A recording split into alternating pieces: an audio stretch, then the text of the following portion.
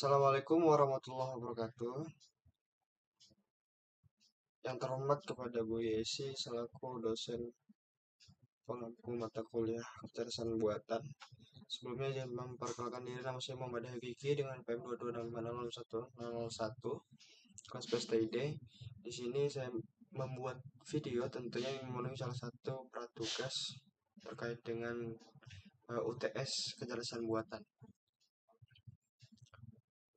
Kecerdasan buatan sendiri merupakan salah satu teknologi yang mana memungkinkan mesin ataupun komputer untuk bertindak selayaknya atau berpikir selayaknya dengan kecerdasan manusia. Yang tentunya dapat mempermudah manusia untuk melakukan segala kegiatan. Seperti dalam hal game online sendiri tentu menggunakan AI kecerdasan buatan karena bisa mengetahui di mana musuhnya, kemudian itu suara peringatan-peringatan ketika menggunakan game-game combat ataupun game-game perang, kemudian bisa add atau invite friend, teman di dalam game. Itu merupakan suatu kecerdasan buatan. Dan seperti Google Maps juga kemudian merupakan suatu kecerdasan buatan. Banyak sekali penerapan-penerapan dalam kecerdasan buatan, yang mana kecerdasan buatan sendiri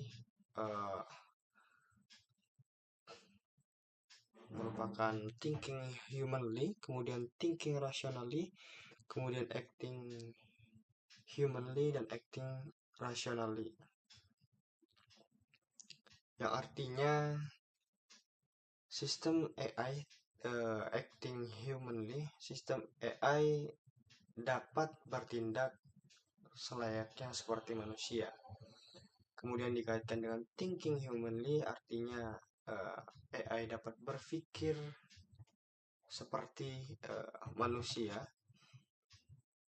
Kemudian berkaitan dengan thinking rasional, artinya dapat berpikir secara rasional ketika menggunakan pola-pola yang telah ditentukan. Kemudian acting rationally, yang artinya sistem AI mampu bertindak secara rasional, yang artinya kecerdasan buatan tentu dilakukan oleh komputer kemudian dengan mengenali pola-pola tertentu sehingga terjadilah atau dapatlah dibuat sebagai kecerdasan buatan. Sama contohnya ketika menggunakan fingerprint di handphone, yang mana fingerprint sendiri menggunakan salah satu kecerdasan buatan, karena ketika menggunakan handphone, fingerprint akan mengenali pola dari sidik jari kita, yang mana pertama kali dibuat ketika kita menggunakan handphone. Pertama kali membuat fingerprint tentu akan berkali-kali untuk mendeteksi dari sidik jari kita. Artinya mesin tersebut sedang mendeteksi terkait dengan pola-pola yang akan ditentukan, sehingga ketika membuka HP kita bisa menggunakan fingerprint, baik membuka HP, laptop, dan lain sebagainya, seperti itu. Kemudian AI sendiri dibagi menjadi 4 jenis. Yang pertama researching, kemudian ada reasoning, kemudian planning, dan juga learning. Yang mana searching sendiri merupakan teknik untuk menemukan langkah-langkah sistematis untuk mencapai tujuan. Contohnya berada pada maps, yang mana dapat dikategorikan menjadi 3 kategori, ini dapat menggunakan blind search, kemudian heuristic search, dan probabilistic search. Kemudian di reasoning itu ada rule based, kemudian case based, fuzzy, dan uncertainty, yang mana merupakan teknik untuk menarik kesimpulan berdasarkan fakta-fakta yang terjadi. Jadi beberapa kesimpulan-kesimpulan didapatkan, dikumpuli, fakta-fakta yang ada itu dikumpulkan menjadi satu dan dapat disimpulkan sehingga disebutlah reasoning. Kemudian planning itu ada goal state planning dan constraint posting, yang mana merupakan teknik untuk mendengkomposisi masalah kompleks ke dalam sejumlah operasi sederhana. Contoh penerapan planning ini ada pada lift, yang mana lift itu kan naik turun, sehingga lift akan membaca, akan memplanning mana yang terlebih dahulu dia untuk naikkah atau turunkah ketika orang memasuki lift tersebut.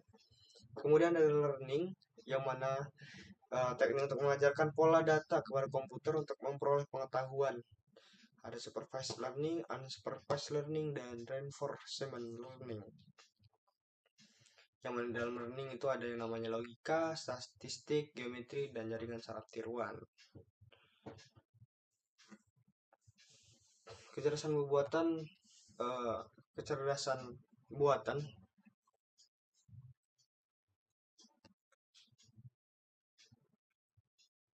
itu memiliki beberapa cabang, yakni machine learning, pembelajaran mesin, yang mana berfokus pada pengembangan algoritma yang memungkinkan komputer untuk belajar dari data dan membuat keputusan berdasarkan pola dan inferensi.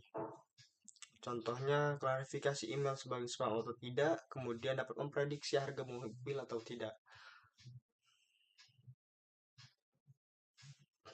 Algoritmanya itu ada decision tree, kemudian F-Bayes, KNN, Kiner Snake Boards, Linear Regression, Random Forest, dan K-means clustering.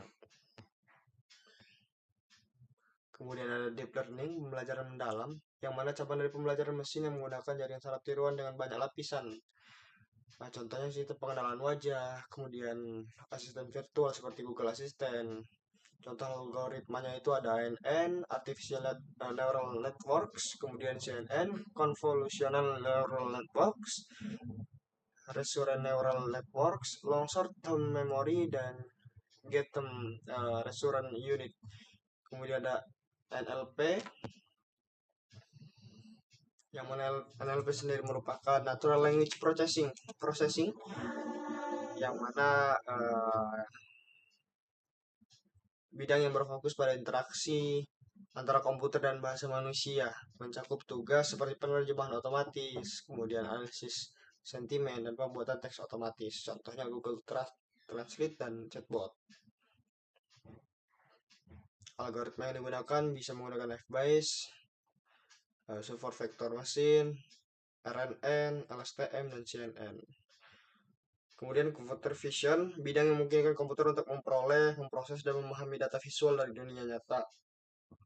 Contohnya, sistem pendeteksi wajah kendaraan otonom yang mengenali lampu lalu lintas. Algoritmanya hampir sama, ada STM, RNN, KNN, kemudian GAN, dan auto encoders. Di project saya itu terdapat penerapan linear regression, lebih tepatnya linear, dan juga yang mana pada prediksi harga mobil ini menggunakan linear dan lasso regression. Ketika dia run, dia akan terhubung ke localhost seperti ini. Kemudian di sini kita masukkan data CSV yang telah kita buat. Sini akan muncul prediksi harga mobil setelah di deploy. Terdapat data frame data latihan, nama mobil, kemudian tahun, harga jual, dan lain sebagainya.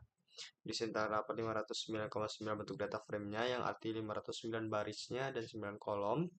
Informasi data latihan yang non, kemudian data frame data uji. Di atas tadi data frame data latihan, sini data uji. Ada bentuk data frame juga, kemudian ada grafik hasil latihan dengan regresi linear, kemudian hasil regresi linearnya, kemudian grafik hasil uji menggunakan linear, ada hasilnya juga, kemudian ada grafik hasil latihan dengan lasso, hasil latihan lasso, kemudian hasil uji, dan grafik hasil uji dan hasil uji dari lasso itu sendiri. Mungkin cukup sekian presentasi dari saya. Kurang lebih mohon maaf. Assalamualaikum warahmatullahi wabarakatuh.